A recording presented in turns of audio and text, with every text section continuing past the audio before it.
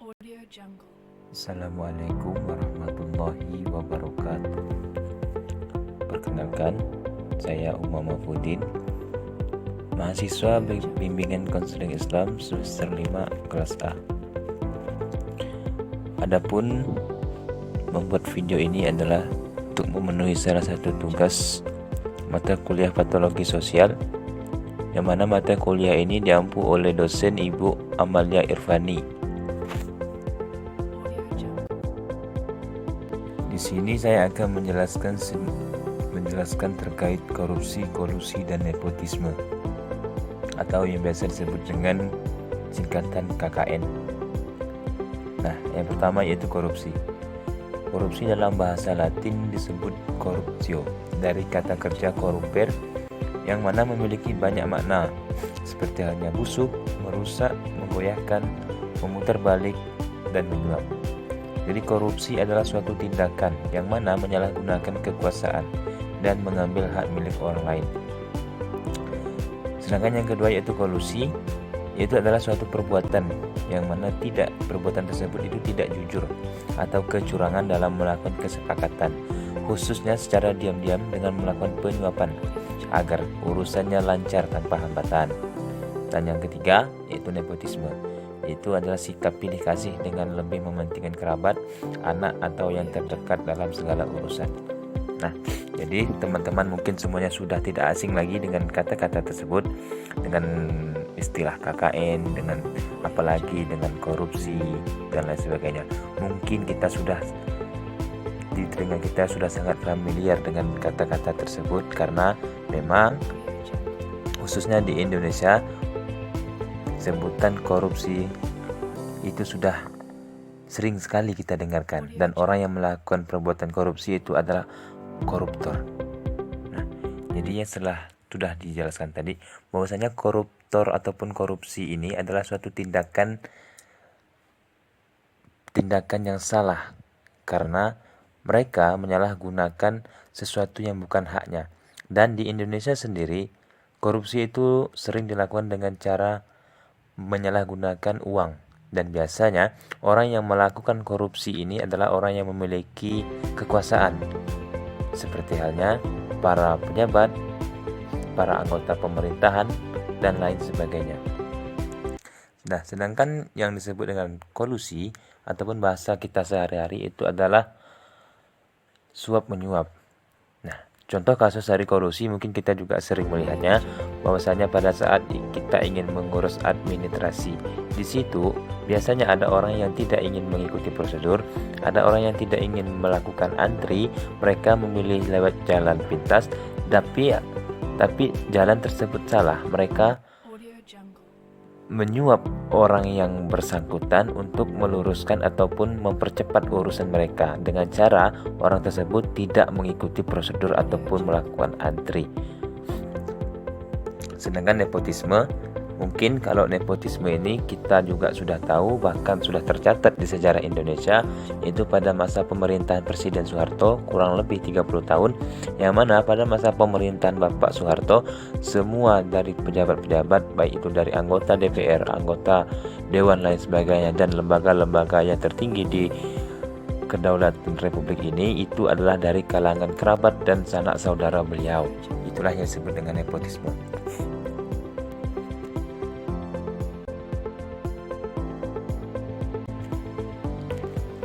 Nah, jadi untuk singkatan dari KKN itu adalah salah satu singkatan yang mana akrab bagi masyarakat Indonesia. Jadi kita ini sering melihat kalau misalkan ada protes anti pemerintahan, singkatan dari KKN ini didengar, bahkan diteriakkan oleh para demonstran, atau biasanya ditulis di atas spanduk-spanduk. KKN ini mengacu ke korupsi dan nepotisme yang mana telah menjadi bagian intrinsik atau sudah mendarah daging di pemerintahan Indonesia. Mungkin mencapai puncaknya selama rezim Orde Baru Presiden Soeharto.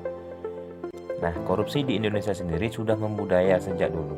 Sebelum dan sesudah kemerdekaan, di Orde Lama, Orde Baru, berlanjut hingga ke era reformasi. Telah berbagai upaya dilakukan untuk memberantas korupsi, kolusi dan nepotisme, namun hasilnya masih jauh. Bahkan ironinya lagi, korupsi pada era sekarang sudah sampai pada struktur pemerintahan terbawah, yaitu desa. Bahkan korupsi tingkat desa banyak terjadi ketika negara memberlakukan undang-undang. Nah, teman-teman, seperti yang kita sudah tahu bahwasanya korupsi ataupun KKN itu bisa dibilang sudah menjadi suatu bagian pada masyarakat Indonesia. Walaupun sebenarnya ini bukanlah budaya yang harus kita pertahankan. Kan tetapi ada sebagian orang yang mungkin mereka melakukan ini dengan sengaja ataupun memang dengan tidak sengaja, mereka membudayakan perbuatan yang sangat tidak bagus ini.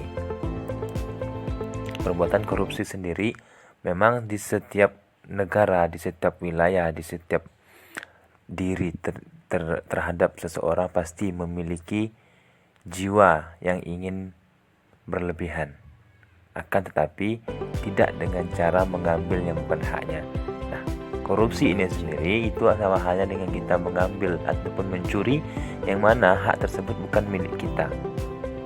Jadi sudah dijelaskan bahwasanya korupsi ini sudah ada sejak Indonesia sendiri sebelum merdeka. Bahkan sampai saat ini pun lebih ironis lagi. Karena apa? Karena perbuatan korupsi ini sudah menjangkit pada pemerintahan yang paling bawah, yaitu pada struktur desa dan aparatur-aparatur lainnya. Nah, memang siapa yang tidak tergiur bahwasanya pada saat Menteri Keuangan memberikan undang-undang baru bahwasanya uang dari anggaran dana desa itu akan dinaikkan.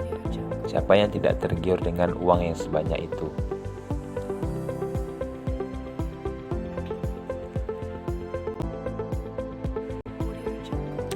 Korupsi, kolusi, dan nepotisme yang selama ini hanya menjadi isu nasional akhirnya semakin meningkat dan cenderung parah. Akibatnya, bangsa dan negara dilanda multikrisis termasuk dalam dunia bisnis. Dan kredibilitas kemampuan daya saing para pelaku bisnis pun melemah.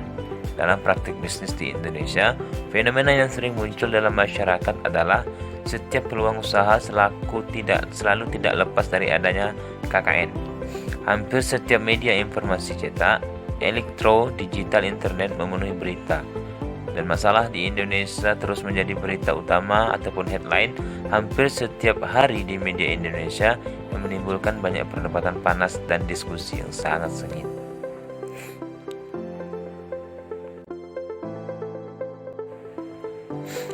Sebab akibat dari perbuatan KKN. Yang pertama itu sebabnya.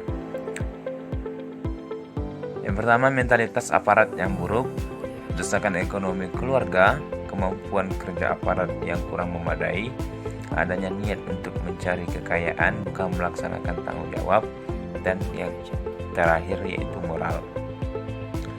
Nah, kalau kita lihat dari sebab mengapa mereka melakukan perbuatan tersebut, mungkin ini belum cukup mewakili dari jawaban kita selama ini ataupun jawabannya sebenar-benarnya. Akan tetapi ini kita rangkup dalam satu rangkupan saja.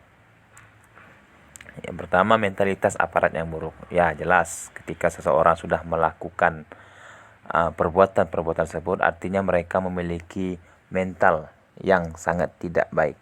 Karena orang yang memiliki mental yang sehat itu mereka tidak akan melakukan perbuatan yang bisa membuat bisa merugikan orang lain ataupun yang perbuatan-perbuatan yang salah. Terus desakan ekonomi keluarga. Mungkin kalau alasan mereka melakukan itu semua karena desakan ekonomi keluarga, saya rasa kurang bisa kita sepakati, karena kita pasti sudah tahu bahwasanya mereka yang melakukan perbuatan-perbuatan itu pasti mereka orang yang sudah memiliki kecukupan ataupun strata ekonomi yang bisa dibilang di atas rata-rata. Karena apa? Karena yang melakukan tindakan ini biasanya adalah orang yang memiliki jabatan dan orang yang memiliki penghasilan yang sangat bisa dibilang cukup untuk memenuhi kebutuhan dan keinginan keluarganya. Sedangkan yang kemampuan kerja aparat yang kurang memadai itu bisa jadi karena skill mereka di bidang itu memang tidak ada, karena itu itulah adanya perbuatan itu bisa terjadi kepada dirinya. Adanya niat untuk mencari kekayaan bukan melaksanakan tanggung jawab. Nah, teman-teman, biasanya ada seorang yang ingin melakukan perbuatan ini karena memang sudah ada niat.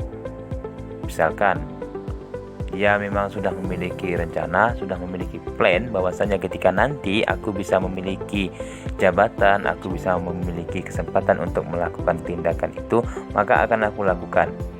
Nah, ini pastinya akan dilakukan ketika harapan yang dia inginkan tadi ini sudah tercapai.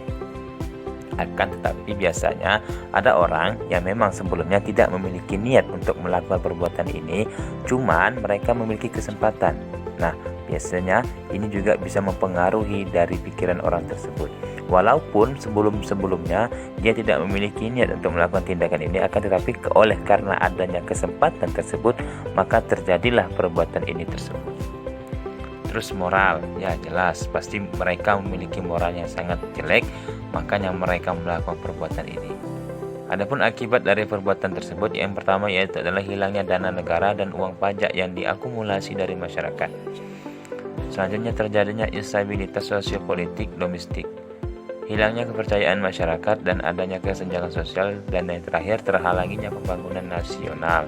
Jelas, uang yang mereka pakai untuk korupsi adalah uang milik rakyat. Karena apa? Karena dari hasil dana pajak apapun itu dari semua masyarakat Indonesia itu dikumpulkan. Dan jelas kalau bahwasannya mereka yang melakukan perbuatan itu semua berarti mereka sudah merugikan seluruh rakyat Indonesia. Hilangnya kepercayaan masyarakat.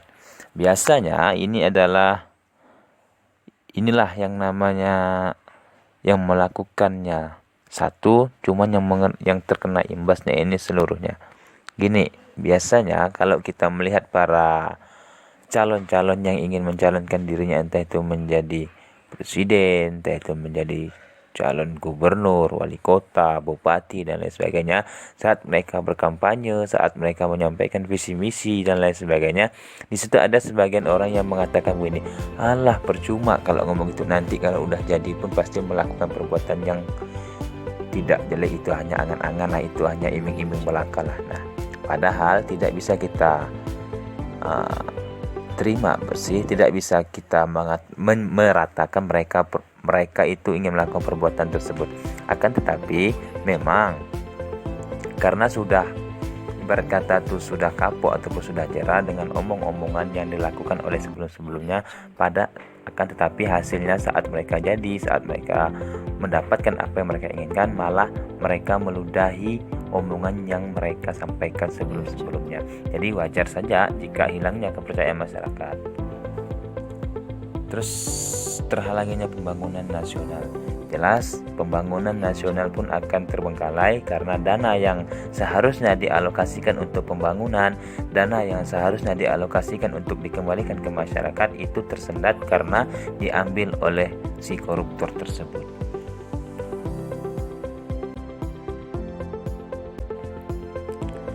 Solusi. Yang pertama yaitu sistem pengajian yang layak. Yang kedua, pembuatan sistem birokrasi dan hukum yang anti korupsi. Yang ketiga, perhitungan kekayaan pejabat dan pembuktian terbalik. Yang keempat, memperkuat keimanan dan budaya malu. Yang kelima, hukuman yang berat. Yang keenam, penegakan hukum secara tegas dan tanpa pandang bulu.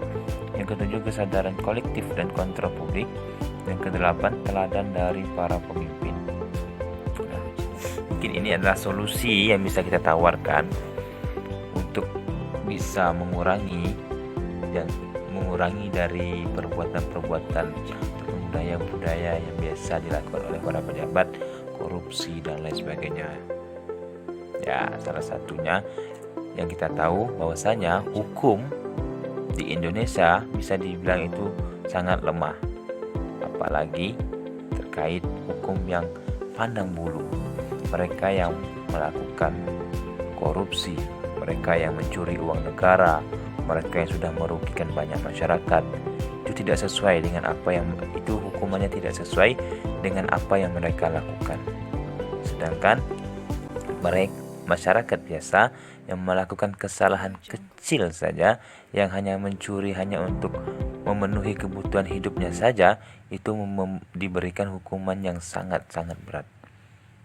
Ya, ini kita semua cukup tahu dan sama tahu saja terhadap diri sendiri. Mungkin hanya inilah yang dapat saya sampaikan. Kurang dan lebihnya saya minta maaf. Assalamualaikum warahmatullahi wabarakatuh.